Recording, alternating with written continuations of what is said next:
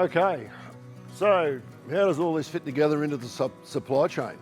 All the products that you sell to the people that want to buy your products, what questions are they going to be asking you in a few years' time? And maybe some of you, and I know people in this district who have already been asked, what's your net farm emissions for a particular enterprise? So there's various parts of the food chain that are getting very interested in this. All of the big companies, certainly in the grain industry, probably they're more influenced by what's happening with shareholder interest. So people like GrainCorp, etc., is a publicly listed company. Better say that properly. The meat industry is quite different. There's only one publicly listed company in Australia that actually is involved in the meat industry. The rest of them are all family businesses, including the big one. So it doesn't matter. It's what the family decides.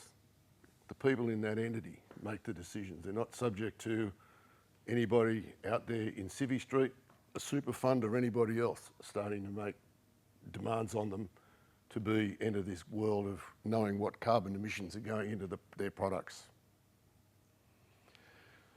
So, but those days are coming, and they're going to come. When they do come, I'm frightened that they're going to come fast.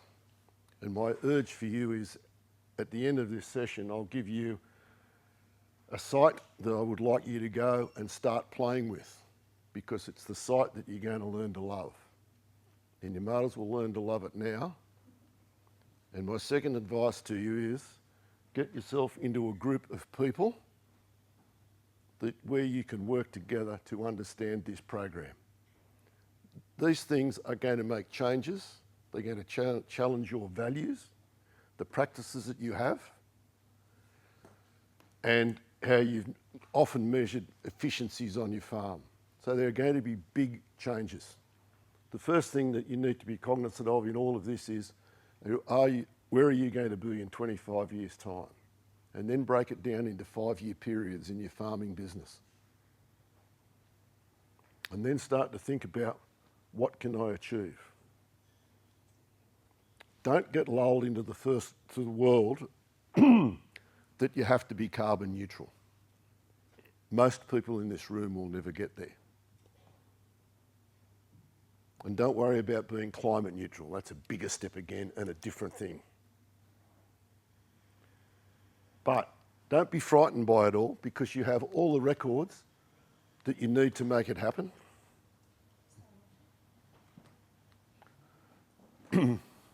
Because all of the things that I'm going to talk about, excuse me, they just reflect what you do in the paddock.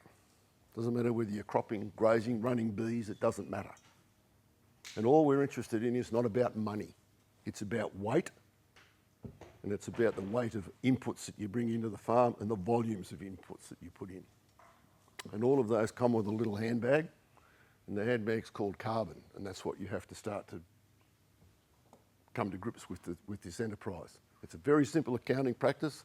It's a total weight of what you produce in an enterprise.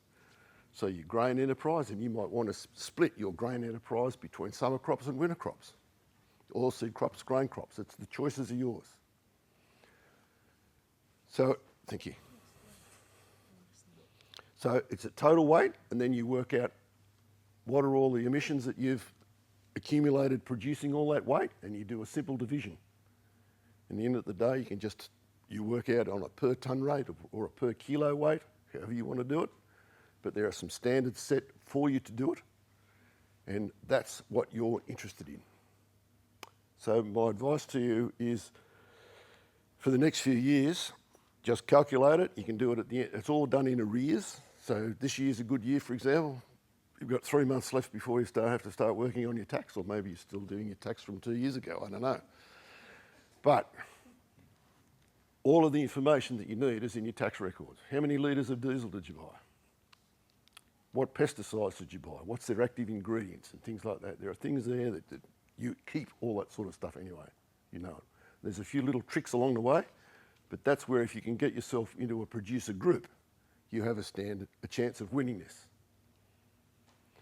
and not making it too difficult. Okay.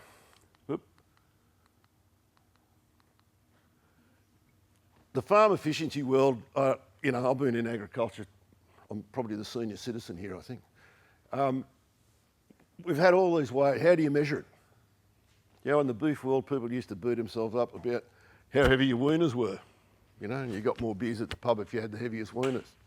Wool producers were about how many kilos of wool did they cut, etc., etc. We've all had one, and they're all personal choices relative to what your beliefs are, what your farming systems were, what farm consultant you like better than the other person who had something new to concept to hang on to. And we've had all of those up the top. They're all the traditional ones. The environmental ones have come along now. And they're about, the biodiversity that we've just been hearing about. Soil health that Sue was talking about. And now we're coming into this world of carbon footprints for terms of trade and all that sort of stuff. The other one is, what about your leisure time? Is that a measure of your farm efficiency? For some people it is. You said, what leisure time?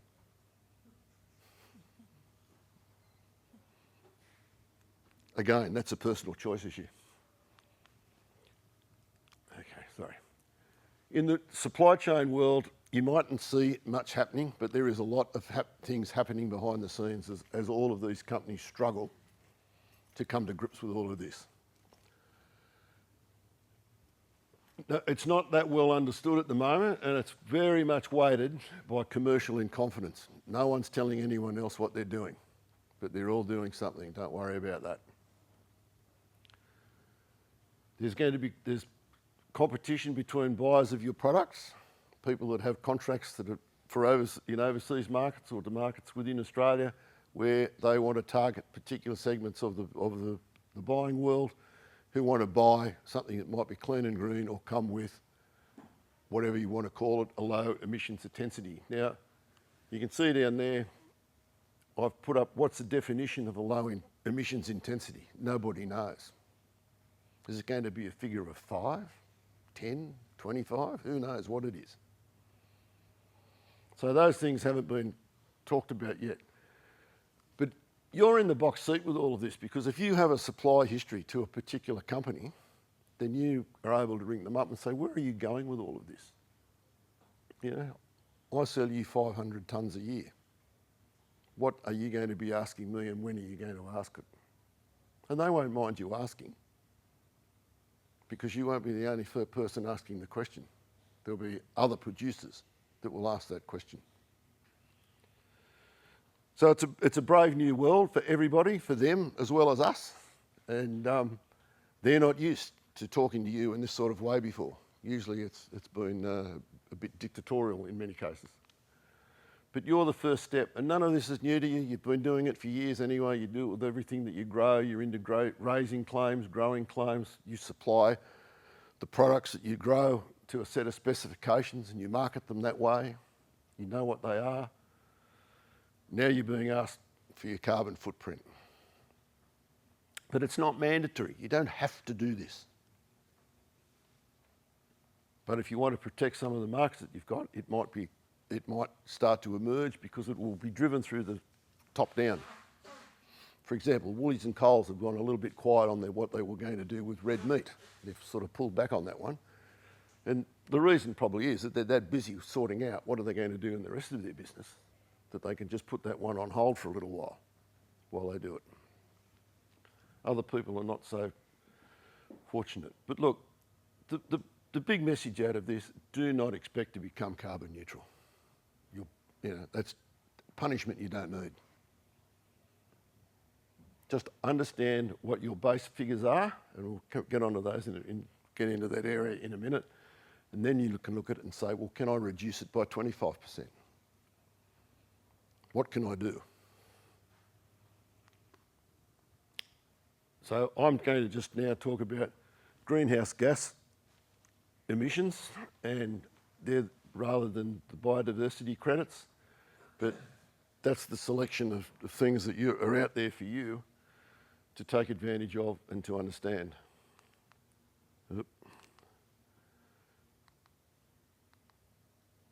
Just to start off with a really simple one, I got myself into a bit of trouble here yesterday.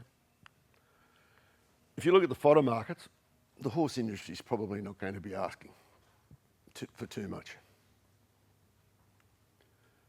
The manufactured and stock food market, yes, because they're going to supply, pre-mixed foods into the domestic stock food market and also into the export market, and that will depend on the buyer requirements. What is the buyer's expectations? The zoo industry, I was told yesterday that perhaps this place might be more interested than in my unlikely classification because they want to go carbon neutral. So what are they going to do? They'll have a choice of how they tackle that. It might be by saying, wow, we bring in 1,000 tonnes of lucerne hay or oaten hay a year for the animals here. Wouldn't it be nice if we could just wipe that out and buy that from a supplier that can give it to us for the least amount of scope 3 that we have to buy in? So there becomes a market for someone that's a hay producer, got a contract here, who says, look, I can do that for you for 5 kilos per of carbon equivalents, per tonne of feed that I supply you. And I say, yeah, that's better than the bloke that was on 12. So they'll elect to go that way. So that's the way that the market's going to work. If you look at grain, it's a little bit more complicated. You're going to have to work this out, and you can do all these figures using the calculators that will show you where they are later on. And you would pass that on to the agent, or you might go to a miller, might go to a trader, exporter, and or everything gets going through the channel.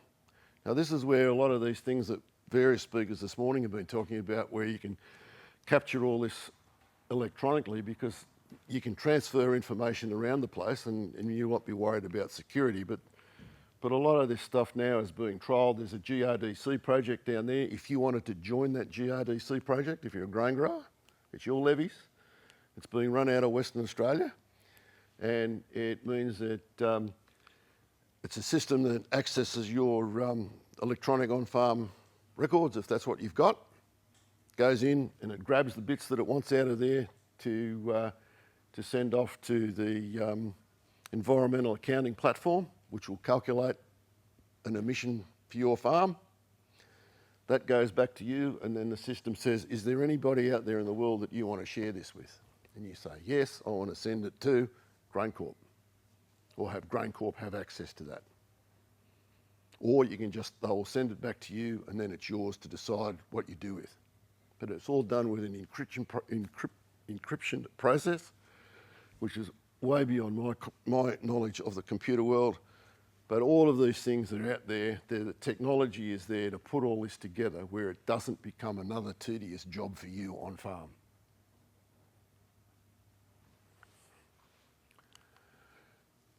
Stocker, everything works the same way. We're just interested in the kilograms of CO2e per kilogram of weight, and that is a weight on farm. All of these weights that you're talking about, you have to work them out as an on-farm weight, or if you've sent the semi away, or you want to just use a weight docket from whoever's delivered the grain to, that's fine. There are some just reverse calculations you've got to do if you're just relying on a weight of animals sold in the sale yards. But again, they're the benefits of getting in a group and having those things explained to you. So it does change the way you think about your records and how you access them, and some of your records. So why is a processor in the meat industry or in any area interested in all of this? I'll come back to this slide. No, I won't. I'll go back there. In this world here, it's totally going to be dependent on what the buyers start to ask the supermarket chains, particularly, about what do they want. And I don't know where you go shopping, but I always find it interesting. If you go for a walk around the meat counters, the meat cabinets in a supermarket complex, and you have a look at what's there, first thing you have a look at is just work out on the percentage, the shelf space that you think might be there, how much of it is a minced meat product. versus the traditional rump or the whole cut or a, you know, slow cooked products and things like that. Why is that important? Because we haven't built a new abattoir in Australia, except for the one that got burnt down in South Australia, for a long time. Our processor's going to build abattoirs where they need to have 1,000 carcasses sitting in cool rooms for 18 hours before they go into a boning room, in the brave new world of having to account for all their carbon. No, they're not. They're going to go to hot boning. And that'll be the next direction. And that will happen right throughout the world. So all the things that we've grown up with, the cuts of meat and all that sort of stuff, some of those will still exist, but they won't be in the majority like they are now. They're faced with huge decisions. Okay. Everyone's a bit... I know it's late and I'm the last speaker. I'll try to liven it up a bit. Climate active.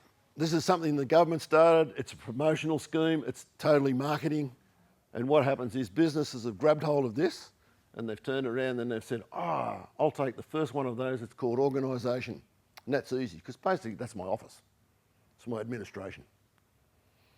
Several wine companies in the Hunter Valley have done this so that they get this nice climate active sticker. Looks great when you're sending red wine overseas and all that sort of stuff. And that's what they do. And you can actually go online to a Climate Active and you can look for a particular company and you can see what have they included in the boundaries for this calculation. It's quite interesting. I didn't know that bottles for the putting in of wine actually constituted administration, but they do. The other one is a product. So what is actually made, that tends to be less commonly used. So if you like, the federal government years ago set this up, trademarked it. It cost you 17 grand a year to be audited in the program, so you've got to sell a fair bit of product to recover that cost. But it's designed to give people a little flip along, if you like, into the marketing world. But it comes with a bit of a golf handicap with it. All right, so all the land that you have, all the land we have in Australia is potentially our offset resource. And the choices for you is how do you want to play in that game, or do you want to play in that game at all? And it all comes with some risks. They've all been explained to you this morning. We're looking at soil and vegetation-based activities. A rule of thumb might be, how would you feel on your 1,000 hectares if someone said you want to be carbon neutral? That's easy. Just go and put 10% of it down to trees. Would you do that? How much is it worth? Is it going to give you a benefit? Are you going to get more dollars per tonne? That's not necessarily the case. So, and remember that you don't go and do all of these things in one hit. If you're going to go into the tree sequestration world, which you can do on these carbon calculators, but you need to get into a rotational planting of trees. The tree's only going to sequester carbon for about 35 years. I'll stand corrected or something. That's about it. And then if you go into some of these state-based programs, you can't chop them down for timber. All they have a value for is the biodiversity credit, if you could get it in there. So all of these things come with a bit of a golf handicap for you in terms of your land management. And given that most of us have spent our life in the days when if an animal stood under a tree, they weren't out grazing, so you chop the bloody tree down, which is not uncommon in a grazing area on the eastern fore country of Australia, or out here where you might have wrapped the trailing implement around the tree, so you just got rid of it. Planting trees is a bit of a mindset to get around the family dinner table for adoption. And the other thing is that if you do go into a soil carbon program, you don't necessarily reduce your enterprise footprint. All you've done is created another little farm enterprise. But it doesn't mean that what you should be keeping, or could keep, you've sold to me or another third party. I won't go into all of this. My message out of this really is, if you want to get interested in your soils and the carbon story and where it's all going and measuring things, people, and I use the analogy of regenerative farming. No one's ever been able to explain to me what are you regenerating? What is your objective measure? But what are you regenerating? Because the implication is everything that was done beforehand, someone made a bloody mess of it. But everyone's grabbed the term, gone off,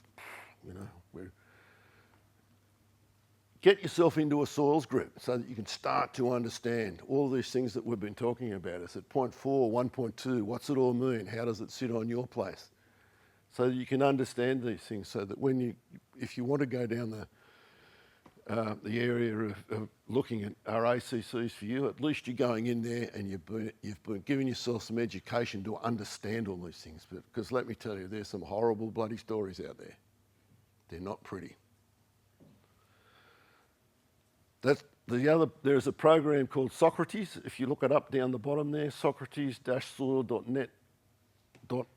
Whatever that thing is, part of a feedlot with a slash.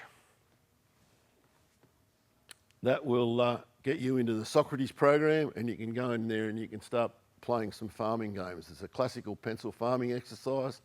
You can set up a program for 10 years, 25 years, put in a grain, a crop and a livestock rotation, a pasture rat in it, and it will tell you what's going to happen. But if you have some real farm data to put in there, you can. And it'll allow you to explore what might happen if you go into some of these and adopt some of these changes. You may not on your farm want to go back to where your forebears were here, where everyone had a mixed farm, sheep and crops. But it might well be that Socrates spits it out at the end of the day, that in terms of carbon sequestration, that will be the best option for you. So if you're now in a monoculture of just cropping, those days might be over. And it takes a bit of wrapping around because no one particularly likes working with sheep anymore.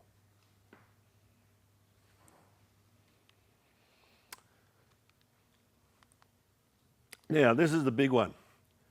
This is what set it all up for the people that buy your products. It might even involve some of you. I don't know the size or the values of some of your enterprise, but certainly some of there are big family business farms that may get trapped in this. So this is what's been set up in September last year, and the big thing about this is there's 3 criteria that everyone has to meet. You're interested in, if you get 2 of the 3, then you have to play in this game. If you get 1 out of 3, you're free. Get out of jail. This is what it looks like.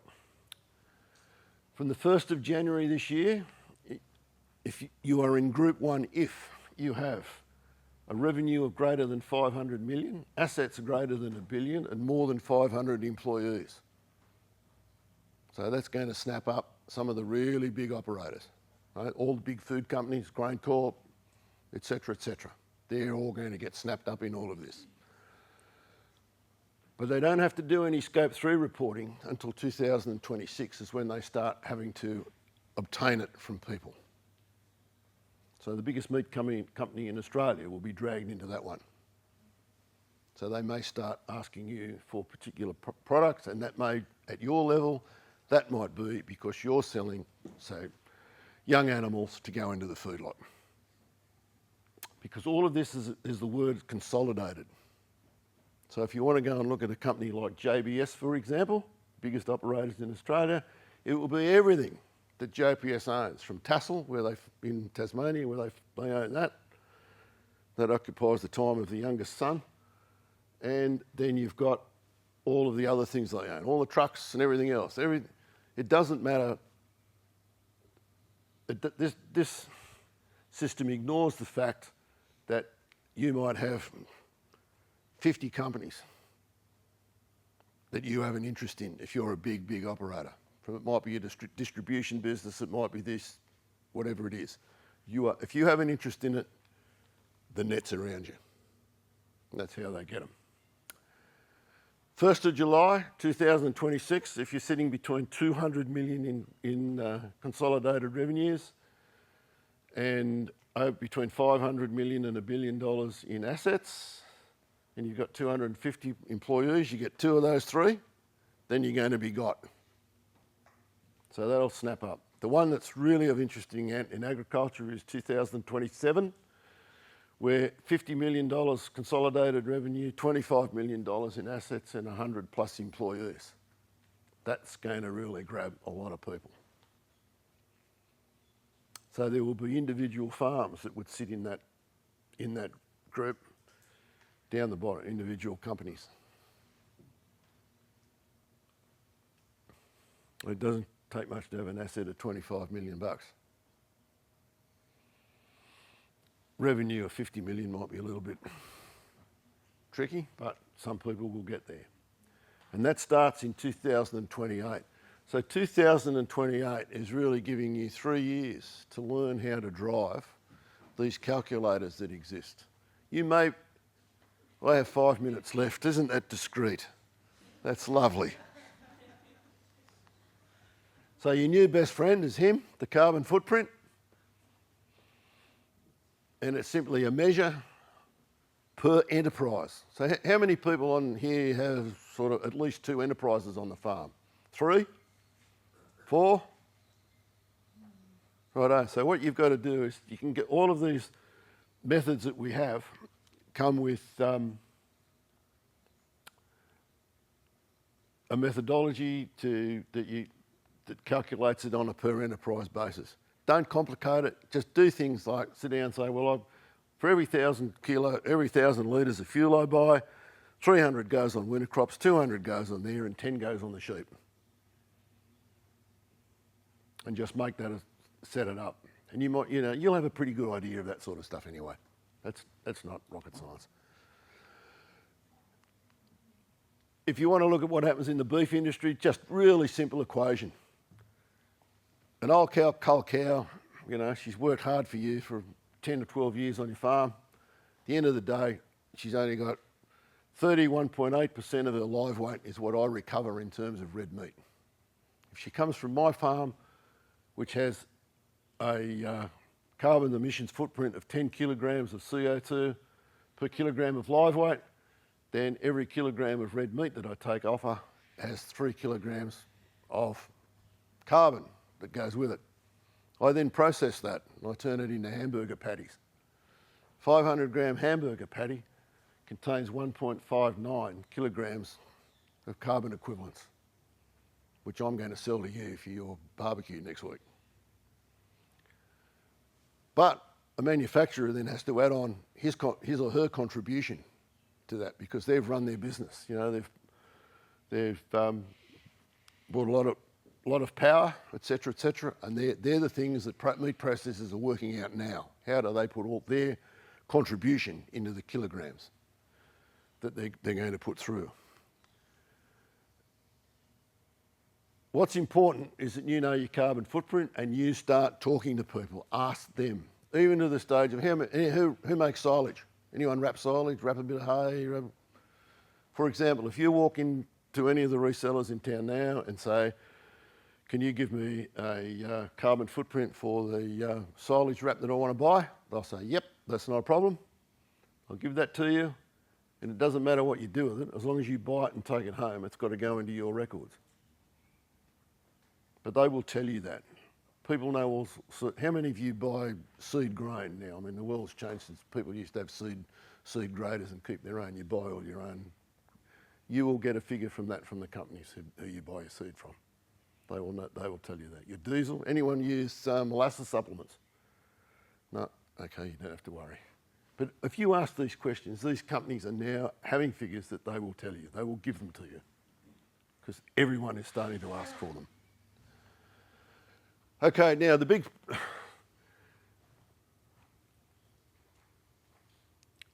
carbon footprint is not a comparison value. Okay, people say that it is, and I don't like it when people say, these are the ranges that we get across an industry because everybody is doing something different. This is the benefit of this system is it's about your farming system, not how it compares to everybody else. It's not a value judgment or anything else. It's just a simple calculation of what do you do on your farm that generates weight and the scope 1 and the scope 2 and 3 things that you buy to make your products.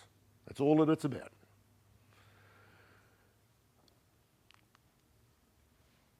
Don't overcomplicate it. But you must use this National Environmental Accounting Platform. That's the one that all the peak councils in Australia have agreed to. It doesn't matter whether you sell table grapes, apricots, grain or whatever. All of them have said this is the system because what was happening at the start was various companies had their own interpretations out there of what a calculation was, and they said, no, this is not good enough. This is the standard that we're going to use. So if you write that down, www.aiaeap.com. Claire gave you another way to get in there, but that's the one that they want you to use now because it'll show you what it's all about, and that will allow you, there'll be about 13 different calculators there. So if you're growing cotton, it'll be there. If you're growing potatoes, it'll be there. If you're growing sheep and beef, they'll be there. It just means that you have to start doing a few pencil exercises before you start entering data. But that is the big one. Very quickly, my vote for you is learn to use the calculator because it will teach you a lot about what you may not be able to do and may be able to do on your enterprises to drive increases in weight or whatever. There's lots of years, everyone's got a little system now where they want to go and teach people. That's fine. No one actually has to have any qualifications that you like that says, I'm allowed to do this.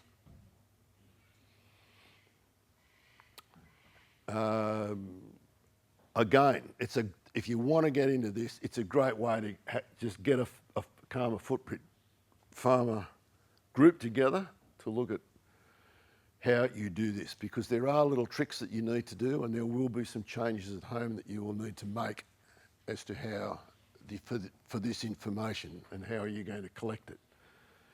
I mean, in the long term, it may be that the consultancy world gets out there and like it is and jumps all over this and says, yeah, we can do a deal for you, and if that works for you, that's fine. But if you abdicate this to a third party right from the very start, you're going to lose any control of understanding what's happening on your farm and with your enterprise. So again, all of them are looking at these things where you have the electronic program that's set up, encrypted, that takes your data out of your system, plugs it into this EAP calculator, and sends it back to you. You then have the choice of this trusted third-party concept. Who do you want to have access to it? So that's the way it's all going, and it's the GRDC programs there. There's another one. What's it called? I've forgotten. Anyway, seniors moment. The big fear with all of this will be that we don't want you to be in a situation where your grain data is going to go through a program that GRDC's endorsed and your cotton program is going to go through somewhere else, or your land program enterprise is going to go through another provider. That would just be totally, totally ridiculous that happens. So what looks like happening is that it'll be the operators of these systems will probably end up having to bid for for their products to be used. Otherwise, you're going to be faced with the fact of having 3 lots of people that you have to have trusted parties to process all your data. Do you understand what I'm saying? And that'll be quite a complicated deal. So you'd use this program for your grains, you'd use another one for MLA, for sheep and beef, for example, and you know, cotton might go the other way. I do know that the cotton industry is very interested in this, and they're running it. They're running this in conjunction. But look, if you want to know all about it, just email that Xstrata, DPIRD, westaustralia.gov.au, and they will be interested in talking to you, and you can register to join that program as a grain grower. When the program's commercialised, their current information is you will join that program and you'll get a discounted rate for joining it. So a lot of these things, look, are in development. You don't have to do them now, but just go and use your calculators that we've given you the references to, and learn to drive them. You have some pretty interesting discussions doing it. Best done with a bottle of whatever you like, white, red, gins, tonics, cool beers, whatever you like. But just take your time with it, work your way through, bite it off little bit by little bit. Don't be frightened about what it asks you. The livestock program wants to know a lot about your livestock numbers. That can be a bit of a challenge. But you can do it all. There's nothing to stop anybody in this room not being able to fill out these on-farm calculators yourself. So enjoy doing it, enjoy the journey, and think very seriously, and this is a bit of a challenge for the LLS, is funding people to get into some of these farmer groups to develop these things has got a lot of mileage in it, because it gives people a chance to learn from each other, share from each other, and you know, pay people to come and talk to them. That might be a bit of a sell, but I don't mean it that way. But you can get a lot of people that will help you. But if you try to do it all individually, it makes it that much harder. So this is big change, biggest thing that's ever happened in Australian agriculture. Yes. We have a question. Yes. So you've obviously given this talk, and you've seen people take it up and are playing with these calculators. Yep. What's the motivating factor for them to do that? Like, what do you see as their light bulb moment of? In several cases, it's been the fact that they've been involved in the EU cattle market. So that's been an attractive kick for them, if you like. They can see that will be probably being asked for. Some of it's just personal interest. For example, in the Merriwa area, Merriwa's a little bit interesting. The daughters of the farmers, of the producers, have come back, not the boys, which is good. But what they've brought back is they've all come back, you know, in their late 20s and early 30s. But they've brought all their experiences of the outside world back in, and many of them have worked in corporate business levels and all, you know. So all of these things about computers and spreadsheets and all that, none of it's foreign to them. And they slot right into this because they just see it as being something that they can contribute to the farming business. So that's been a motivation, and they've had the family support to do that. So that I guess they're the things. No, none of them have seen it as a price increase. They've seen it as a market access, like into the EU, but not that I'm going to get an extra 10 cents a kilo for it or anything else. And many of them understand the big picture. They understand, you know, what's up on that board there. Because all of these things that we're doing, all of these programs that you're going to go and play with, they all come back to what Claire's put up there on the left-hand side about feeding into all of these things that Australia's signed up to. That's how it all meshes and sticks together.